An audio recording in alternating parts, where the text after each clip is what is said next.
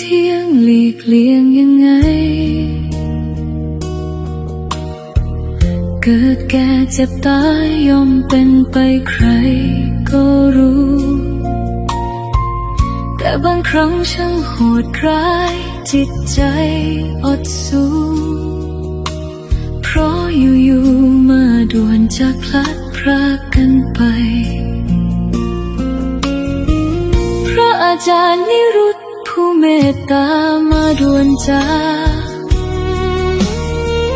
ทำใจอยากจากไปอยู่ไหนหนอจากลูกศิษย์และญาติโยมที่เฝ้ารอจากแล้วหนอจากทุกคนไม่หวนมาดีที่ว่ามีพระธรรมคำจุนใจ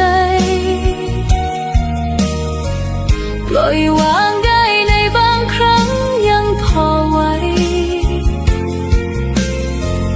คิดถึงมาอยากให้รู้อยู่กันมาดีนักหนาว่าท่านนั้นท่านใจดีขออำนาจแห่งความดีที่เราทำจงน้อมนำสู่ภพภูมิสวงสวรรค์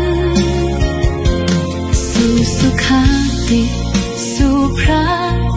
นิพพานที่สำคัญชีวิตนั้นพบเพื่อจากพลัดพรากกันพระครูจริยสารันธรรมนำคุณค่าลูกศิษย์ขอกราบลาขอขมาน้ำตาไหลหากผิดพลาดล่วงเกินประการใดขอน้อมกราบกลางดวงใจพระอาจารย์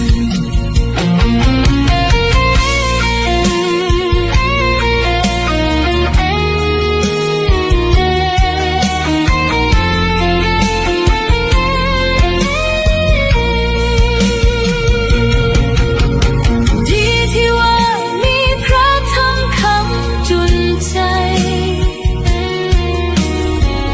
ปล่อยวางได้ในบางครั้งยังพอไหว